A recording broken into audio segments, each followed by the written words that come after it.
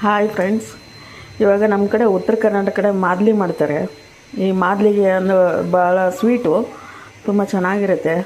ಅದಕ್ಕೆ ಬೇಕಾಗಿರೋದು ಐಟಮ್ಗಳು ಅಂದರೆ ಹೇಳ್ಕೊಡ್ತೀವಿ. ಇದು ಒಣ ಕೊಬ್ಬರಿ, ಹುರಿಗಡಲೆ, ಏಲಕ್ಕಿ ಪೌಡ್ರು, ಆಮೇಲೆ ಸೋಂಪು, ಬೆಲ್ಲ, ಹಾಗೆ ಗೋಧಿ ಹಿಟ್ಟು.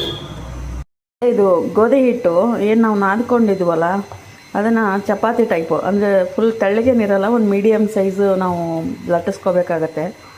ಲಟ್ಟಿಸ್ಕೊಂಡು ಬೈಸ್ಕೋಬೇಕು. ಇನ್ನು ಅದು ಎರಡು ಆಯಿತು, ಅಂದರೆ ಗೋಧಿ ಹಿಟ್ಟು ನಾದ್ಕೊಂಡಿದ್ವಲ್ಲ ಆ ಹಿಟ್ಟಿಗೆ ಎರಡೇ ಆಗಿರೋದು.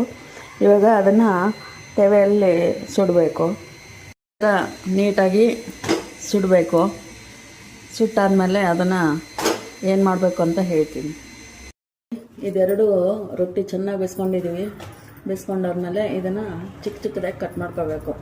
ಇಷ್ಟ ಕಟ್ ಮಾಡ್ಕೊಂಡಾದ್ಮೇಲೆ ಮಿಕ್ಸಿ ಜಾರಿಗೆ ಹಾಕ್ಕೋಬೇಕು. ಇದನ್ನ ಆ ರೊಟ್ಟಿನ ಈ ಥರ ಚಿಕ್ಕ ಚಿಕ್ಕದಾಗಿ ಕಟ್ ಮಾಡಿಕೊಂಡು ಇದನ್ನು ಮಿಕ್ಸರಲ್ಲಿ ಹಾಕ್ಕೋಬೇಕು.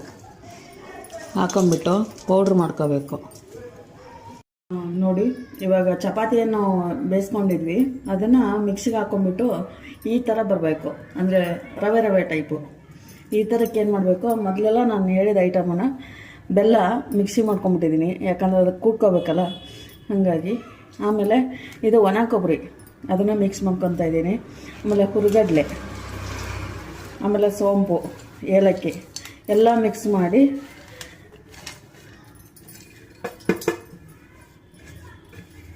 ಎಲ್ಲ ಇದರಲ್ಲಿರೋ ಐಟಮ್ಗಳನ್ನೆಲ್ಲ ಹಾಕ್ಬಿಟ್ಟು ಇದನ್ನು ಈ ಥರ ತಿಕ್ಕಬೇಕು. ಯಾಕೆ ತಿಕ್ಕಬೇಕು ಅಂದರೆ ಬೆಲ್ಲ ಎಲ್ಲ ಮಿಕ್ಸ್ ಆಗಬೇಕಲ್ವ, ಹಾಗಾಗಿ ತಿಕ್ಕೊಂಡು ಮಾಡಿದ್ರೆ ರೆಡಿಯಾಗಿರುತ್ತೆ.